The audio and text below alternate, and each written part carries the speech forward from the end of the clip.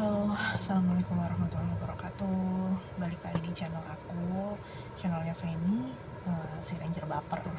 Eh, Ranger Baper tuh karena dulu tuh aku suka banget sama eh, Power Ranger, dan ada temen aku yang manggil aku Ranger Pink. Terus baper tuh bukan berarti aku orangnya baperan ya, tapi emang aku tuh suka dulu tuh bikin quotes-quotes baper gitu yang ambiar-ambiar gitu lah. Nah kayak di video perkenalan aku sebelumnya aku udah sedikit uh, bukan menjelaskan ya, sedikit mengenalkan gitu bahwa aku nih uh, terlihat mungkin fine-fine aja ya, tapi aku ada diagnosa dari psikiatri itu aku mengalami mix anxiety and depressive disorder. Nah, pagi ini aku baru aja sampai kantor, tapi aku belum turun dari mobil, belum masuk ke ruangan. Aku mau merilekskan diri dulu karena jujur dalam kondisi aku yang kayak gini tuh, ya aku juga ada psikosomatis ya. Dalam kondisi aku yang kayak gini tuh aku sering banget ngerasa kayak mau roboh, kelengan, limbung, kepalaku sakit banget, badanku nyeri semua, dan itu sudah berlangsung berbulan-bulan ya. Kenapa bisa sampai kayak gitu? Awalnya, di awal banget itu aku kena asam lambung. Sudah GERD ya, sudah ngerasain yang namanya heartburn, asam lambung naik ke atas, tenggorokan rasanya kayak tercekik banget. Terus kadang tuh gimana ya, rasanya tuh udah sampai perut aku tuh kaku banget, rasanya tuh kaku semua, rasanya kayak tebel banget, dan nggak bisa makan dalam porsi yang wajar gitu. Jadi aku makannya tuh sedikit-sedikit, dan sampai beberapa minggu aku konsumsi itu nggak berani nasi, hanya oatmeal sayur. Nah, awalnya tuh ya karena dari si asam lambung itu awalnya aku abaikan karena aku nggak mau minum obat macem-macem. Aku masih nyusuin, aku punya baby waktu aku kena itu anakku baru umur 2 bulanan. Makanya aku nggak berani minum obat apapun, aku tahan, aku berusaha buat ngurangin nggak makan macem-macem. Padahal ya tau lah ya, ibu nyusuin kan pengennya tuh ada mood booster kayak macam rujak-rujakan, asinan, bakso, mie instan yang kayak gitu kan. Nah aku diemin aja tuh sampai sebulanan. Akhirnya aku nggak kuat dan aku konsumsi lansoprazol. Ada sih perbaikan, ada rasa enakan sedikit, tapi ternyata bukan hanya faktor dari makanan. kelelahan kronis ya, aku tinggal jauh sama suami ya. Suamiku tugasnya di luar pulau yang jauh banget lah di Indonesia Timur sana, dan aku punya anak yang besar itu kelas 2 SMP, 14 tahun. Satu lagi ya si bayi ini yang sekarang umurnya 4 bulan. Itu aku ngerasa ngerjain semuanya tuh apa-apa tuh sendiri. Dan memang sebenarnya sih ya itu nggak bagus juga ya, karena kan ada tawaran bantuan dari orang tua aku untuk ngebantu aku ngejaga si bayi. Cuma entah ini baby blues atau apa, aku tuh nggak mau kalau anakku tuh dipegang sama orang lain. Aku tuh pengennya tuh anakku yang besar, kita bekerja sama dalam rumah, yang ngerjain macam-macam kerjaan rumah kah, atau dia bantu ngurus adiknya gitu. Aku pikir kan umur 14 tahun ya udah cukup besar lah ya untuk bantu-bantu mamahnya, karena aku pun waktu umur SD gitu ya aku udah ngerti kerjaan rumah, orang tua aku kerja dua-duanya dan jarang bisa ada pembantu yang bisa sampai awet lama gitu. Nah ini posisiku juga kerja, aku nggak punya ART, ditawarin sama orang tuaku aku tolak karena jujur aku punya trauma masa kecil, trauma masa lalu yang ya udahlah nggak perlu diungkapin kayak gimana.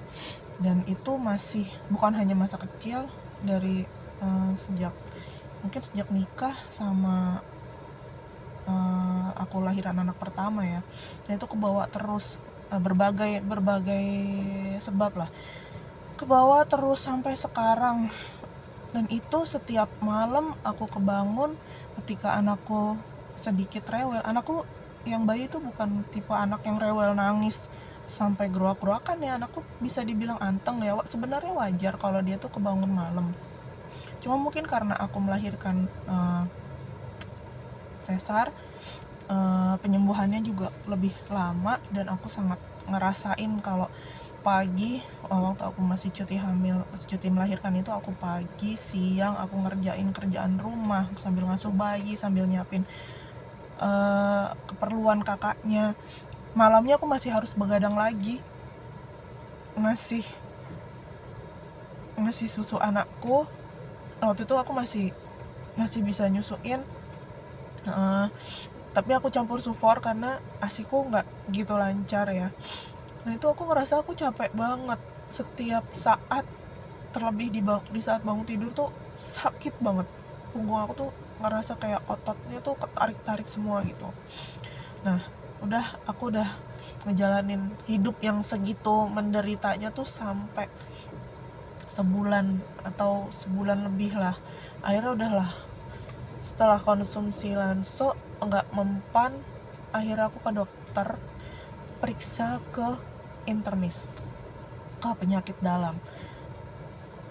Sampai beberapa kali pemeriksaan itu dikasih lansoprazol lagi, dikasih merek yang paling paten lah, yang harganya berlipat-lipat kali dari lansoprazol tuh, mereknya Lasgan kalau nggak salah ya. Dikasih sukralfat yang generik sampai yang bayar gitu, dikasih apa ya, domperidon tuh ngasihnya belakangan. Jadi setelah minum lansoprazol dan sukralfat sampai sebulanan lagi, akhirnya dokter nyaranin aku untuk USG abdomen. Nah di situ ketahuan tuh yang jelek tuh yang cuma lambungnya aja, jadi lambungnya tampak membesar, dan itu bisa disimpulkan kalau aku tuh ya cuma gastritis gitu, makanya dikasih domperidon. Nah sebenarnya tuh katanya obat mual ya.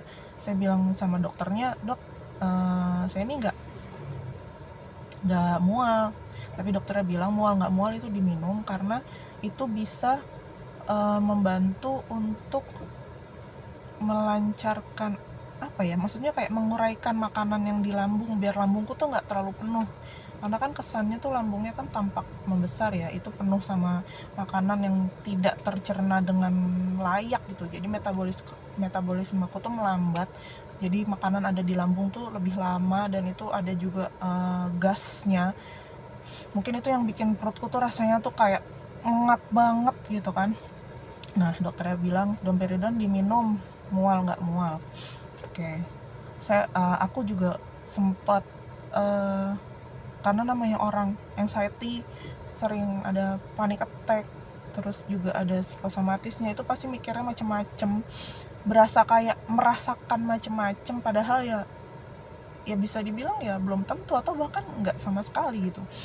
Aku sempat minta EKG juga karena aku khawatir kena penyakit jantung lah, kena stroke lah, segala macam ya.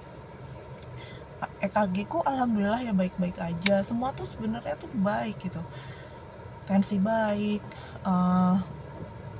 hasil EKG baik, dan aku juga sempat ke lab untuk cek kolesterol, tapi kolesterolnya tuh yang HDL, LDL, triglycerid gitu ya, bisa hasilnya sih ya alhamdulillah masih dalam tahap normal semua ya. Mungkin ada komponen yang HDL itu aku rendah, harusnya kan HDL kok itu harusnya tinggi ya, karena itu kan kolesterol baik ya katanya ya. Bisa positive thinking aja sih sebenarnya, aku tuh sebenarnya nggak jelek-jelek amat sih kolesterolnya, karena nih bawaan waktu hamil, karena waktu hamil kan mual, terus apa yang bikin nggak mual, ayo cari apa, makan sembarangan lah, yang makan bebek lah, yang makan daging apalah, semuanya dimakan. Yang pengen burger hajar tengah malam juga, pengen gorengan, pengen cilok, pengen apa, semuanya dimakan. Nah mungkin itu sisa-sisanya masih ada di badan ya. Dan setelah lahiran sesar kan nggak bisa langsung beraktivitas yang kayak ngikut jogging lah atau ponfit lah atau senam segala macam gitu ya. Inilah sisa-sisanya mungkin masih ada di badan gitu. Nah tapi sekali lagi ya, orang yang kena anxiety psikosomatis, apalagi udah sering datang panic attack, itu tuh nggak akan mempan ya. Dibilangin kamu baik-baik aja, dan ada hasil dari dokter yang menyatakan bahwa kita baik-baik aja, kita belum tentu percaya. Susah banget percaya. Kita pasti akan berpikiran, jangan-jangan diagnosanya yang salah, jangan-jangan alatnya yang nggak bener. Itu kan periksa kemarin, sekarang kan belum tentu hasilnya sama. Yang seperti itulah yang dipikir tuh yang hanya jelek-jeleknya aja. Aku sampai saat ini, sampai detik ini juga masih berusaha buat sembuh. Makanya aku kayak yang butuh apa ya, media mungkin ya, untuk meluapkan gitu apa yang terjadi sama aku, apa yang aku rasain. Sebenarnya sih ya udah banyak ya, kayak ke temenku, kayak ke suami. Cuma mungkin ada yang ngelihat ini nih video aku, mungkin ada yang ngelihat video aku yang sama-sama lagi ngerasain seperti yang aku alamin, terutama cewek-cewek ya. Mungkin ada juga yang abis lahiran ada baby blues, terus ngerasain yang nggak enak banget kayak aku rasain. Kita nggak sendirian kok, bareng-bareng sembuh ya. Nanti di next video aku ceritain lagi apa ya, sedikit tentang kenapa bisa lebih dalam kenapa bisa aku kena anxiety disorder and depressive disorder seperti yang diagnosa dari psikiatri itu ya. Oke, makasih banyak ya teman-teman udah dengerin. Assalamualaikum warahmatullahi wabarakatuh.